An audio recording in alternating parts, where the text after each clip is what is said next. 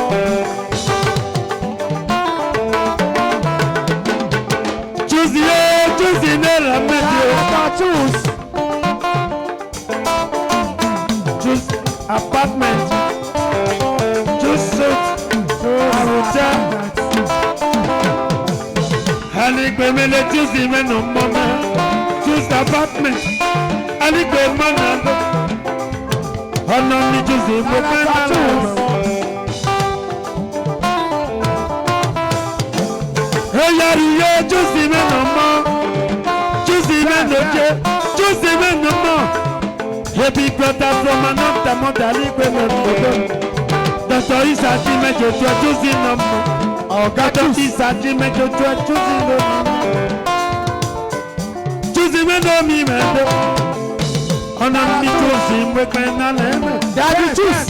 And I'm just in my work when I am. And I'm just in my work when I am. That's the little I am going to see you. Allow me to see when I am. To see no more. Allow me to see when I am. And I'm to see. Allow me to see when I am. Working it out. I am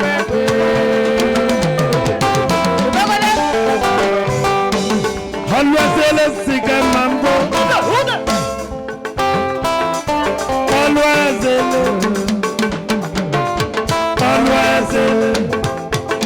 choose you. Choose you.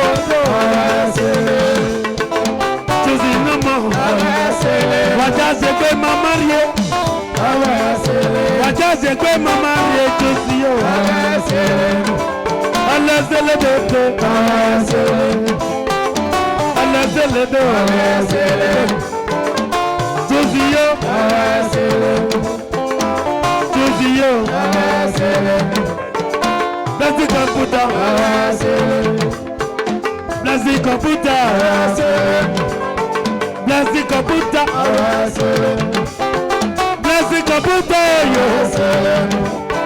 Bless the computer. Bless the computer. Lulu. Lulu computer. Lulu computer. Lulu computer.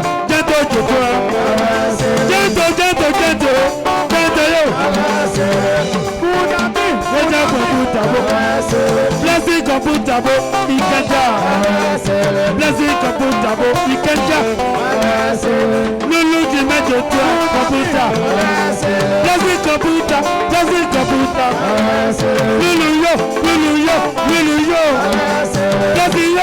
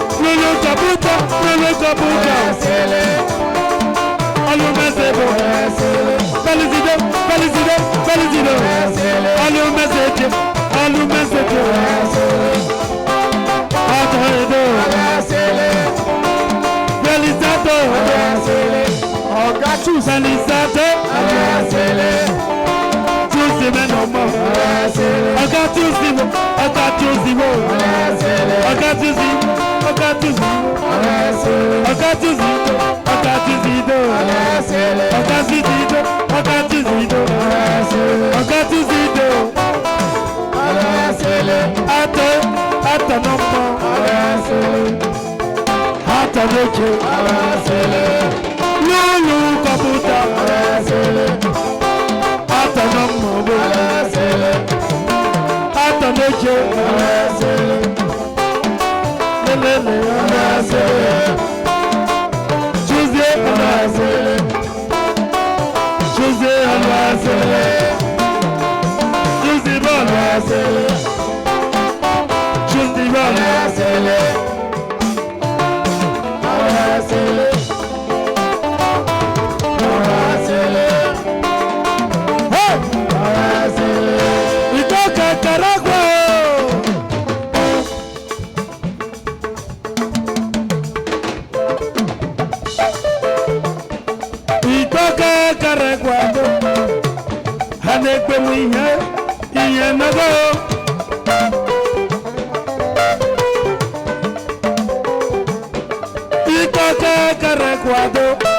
Tuesday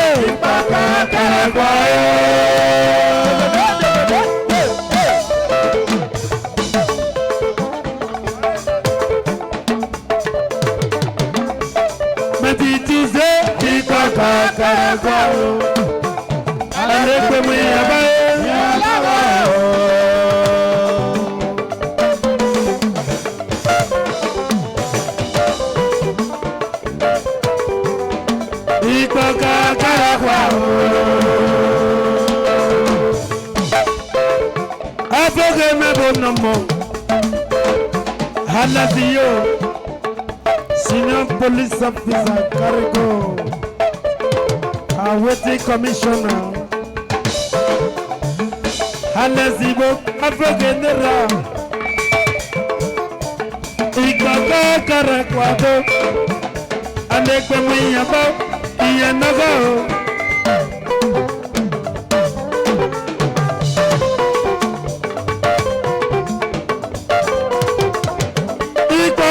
Caraguado, a Cotime, Ipaca, Caraguao,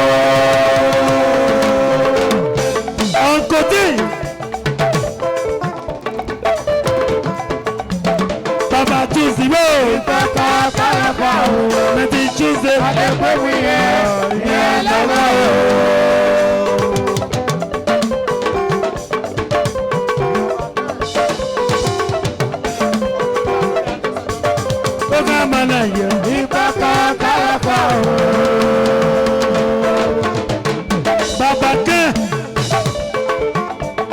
Biagera desera di mejo tro kaniyo kanido adesa di mejo tro odo biagera di mejo tro ara tu kani nogi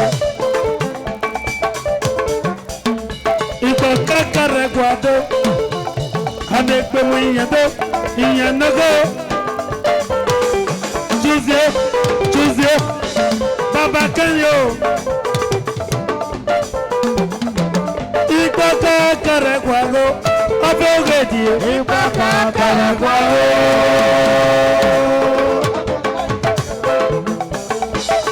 Abogedi, Ipaca, Caraguao, Abequemia, Yalao.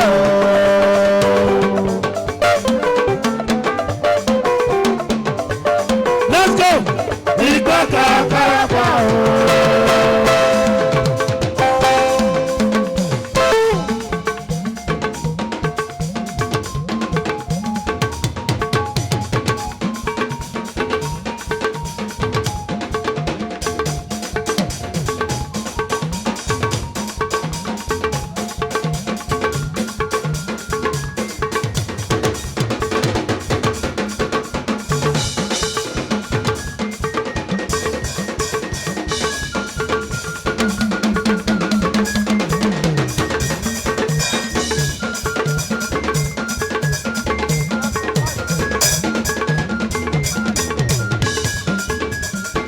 Kalati oye.